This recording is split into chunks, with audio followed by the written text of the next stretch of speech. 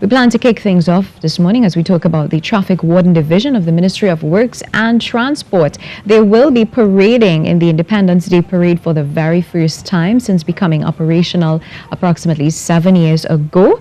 And we have two representatives with us. We actually have with us the Chief Traffic Warden himself, Mr. Randolph Protein, and we also have with us the Assistant Chief Traffic Warden, Mr. Joseph Ferreira. Gentlemen, good morning and welcome. Congratulations, first of all.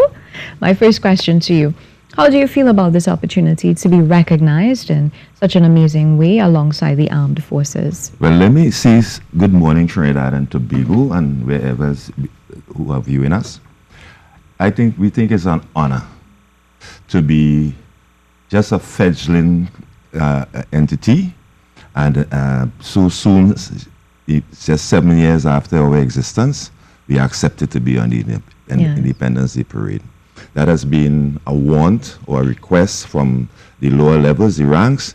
They feel that they should be part of it since they are part of the national law enforcement landscape. And Mr. Ferreira, how do you feel at this time? Well, first let me say again, good morning to the Trinidad and Tobago. Right? And as Mr. Protein just said, the Traffic Warden Division for some time now has always been clamoring. And I believe this clamor is a result of the mixture of personnel that we have leading the Traffic Warden Department. When I said so, I meant that we have people that came in initially from the police service, the fire service, the army, and they are accustomed to this type of thing, so that now they into this unit, it's a drive to get these people on, and the younger people, they have a passion, but they even want to be there more than us, who has been there over time. What would have led to this finally happening? Well, cajoling, asking questions. As a matter of fact, we have been working from our first year of existence. We have worked at the Queen's Park Savannah for the parade, and we have been watching people going on, and we have been seeing other groups on, and we thought that we should make an attempt to go, and after some time we will finally accepted this year. Yes. Now, will the traffic wardens continue to be part of the parade at future Independence Day parades? Well, we hope so. We believe so. And our intention is to do the kind of parade to be recognized by not only the members of the public, but the authorities that will see us as an entity for all the future. And how many members do you all have at the division? In total? Yes. We have 124 operational staff, and we have 19 administrative staff, including 8 drivers. And what sort of feedback you all got from them upon learning about this opportunity? Well, like I said, it's our welcome to everybody. They are all excited. Yeah. We have officers coming from as far as Point Forte, right? And they travel up here on a daily basis. But of course, we provide transport where because we have training going on since we has been given the okay to join the parade. And there has been, there is not a time that anybody will have said anything negative, or they're always there on time, ready to go the distance, right? Right now we have a complement of about 53 personnel in training. Now for the parade, we are carrying on the parade 42 officers, right? Which include the first commander, second commander, the supernumeraries, left guide, right marker, and 36 other ranks, which make up the detachment. Yes. Now, let's talk a little bit about the role of the Traffic Warden Division. How would you describe the significance? Well, tremendously significant. Let me say that the Traffic Warden Division was conceptualized sometime in 1986. And some to in and for it, it became a reality. It became a reality in 2000 and 2011 by a cabinet note 2010. So for the first time, 77 officers on the landscape of Trinidad and observe Trinidad on the 21st of March 2011. That was the first set. Since then, we have recruited 5 batches. We call our recruitment in 5 batches. We have recruited 412 persons so far. However, our strength is merely 124. That is because of migration to other more lucrative entities. and we continue to recruit. All right. And Mr. Ferreira, do you think the general public really appreciates and understands the role of the Traffic Warden Division? Yeah, I am. You know, I believe so.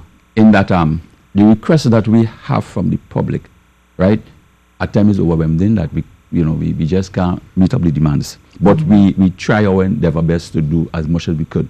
We have personnel who work in doing assisting schools, in managing traffic flows, right, in ensuring that children safety of the pupils and so on. And many other areas we work alongside the police on various activities. For instance, when there is anything in Port of Spain like Emancipation Day Parade, City Day Parade, even when Mr. Putin spoke earlier about Independence Parade, which we own since our inception. So any activities where you have traffic, we are there, right? Somebody, if we are not directly with our ministry, police, whatever, we work with the municipal corporations and they call us and we are there to assist them. Because that is our role, to assist the police in control and regulation of traffic and so on. What are some of the division's achievements over the years? We have achieved, we see our achievements as the benefits to the population. We see it as job creation. We see that road traffic road safety awareness, because we go from school to school. The southern schools would have benefited much more than the schools in the north, because we have a unit that is called the Road Safety and Career Guidance Unit. They operated from the south side because we were based in south from the beginning. And the schools in the south and southwestern division would have benefited much more than the schools in the north. However, we had the schools in the north and central, in East Trinidad, and we educate people as children as how to cross the road, how to treat with road traffic. We also speak to that unit also speak to taxi drivers and road users in general, how the roads are used. We understand that there have been some legislative amendments to the Motor Vehicle and Road Traffic Act as it pertains to traffic wardens. Yes, well, let me make this point. The law is not yet operationalized. Though being assented, is not yet operationalized. So what we continue to use is the old law. That if I can call it the old law. So we continue to use the law. But what had happened? There's an offense called fail to comply. That is to say, when an officer gives a direction or give an order, a lawful order that a driver should do certain things, sometimes the driver would not do it. It's an offense. The offense in the first instance, as it relates to traffic wardens, the fine was $300 ticketable, fixed penalty notice. However, the police doing the same thing, the fine was $1,000. The law has been amended, and if one would have committed that offense, the fine now is $10,000. All right. Yeah. What sort of educational awareness or campaigns that you will have embarked on over this past 7 years? Well, let me speak to that. Road safety. Road safety. We are big on road safety. As a matter of fact, we've been working with Arrive Alive. We have been working with the transport, the licensing office, and the police. And we go to schools, continuously go to school, not only for crossing children, but when they have career days, we do a career guidance. We educate people on how to be a traffic warden and the goods that a traffic warden will deliver for society. Let's talk about the division's mandates and future plans. Okay. The division mandate is, as the law says, Section 10A of the Motor Vehicle and Road Traffic 4850 says that the traffic wardens will to assist the police in the the control and regulation of traffic and law enforcement. All right. So that is our vision, our mission, and our vision is to become the premier body in the control and regulation of traffic on our nation's roads. Okay. Mr. Ferreira, how would you describe the experience you've had being part of this division so far? It's exciting, right? when I came into this, in the division, in joint division in 2011, I was a supervisor. And I was in charge of the Port of Spain division throughout that time, right? I had spent 6 years Port of Spain division. And then after that, we had a little problem with contract arrangement, and I went on contract break. And then I came back on about June month. And that's when I came back on an assistant chief traffic warden, right?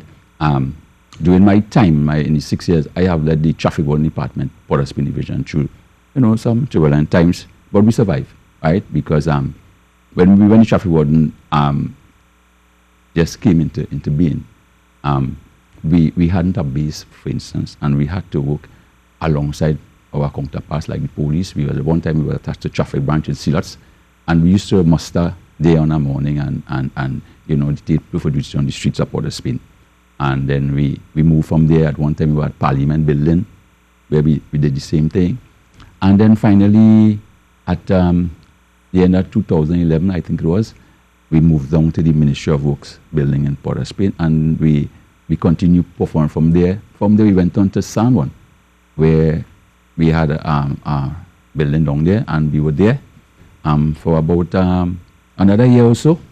And then eventually we moved into Port of Spain on Henry Street, which is our headquarters now, and we are there, right? And we has been performing from day one, right, up to optimum level, right? Like Mr. Putin said earlier on, we had a drop in terms of the amount of personnel we had, which have affected all the regions throughout, right? So we operate now at a minimum. So maybe at times before we were seen white and all over Port of Spain on any given morning or evening. Now you may not see that amount of people, but we still try to perform as best as we could. And like Mr. Putin said, we are in the process of recruiting personnel to get us back up there where we were before. So how do persons apply? What are the requirements? Okay, at the lowest level, the lowest level will be a traffic warden 1. The qualification is, let me first say, a Trinidadian or a Trinbagonian, yes, over the age of 18, and the minimum at the minimum level is 3 O level or CXC subjects with English mandatory. And that's it. Any sort of prior experience or that no sort prior of thing? experience. And how As a long matter is of fact, we have people coming off, let me say, come off the streets, because Mr. Farrow have alluded to the situation where we have some ex-service officers, but we have young people coming off the streets, and they are trained there. OLEP, an arm of the Ministry of National Security, they are mandated to recruit and train, and then pass on to the Ministry of Works and Transport. What sorts of recruitment is involved? The actual procedure? How rigorous is it? Training and that sort of thing? The training is not as rigorous as the other entities.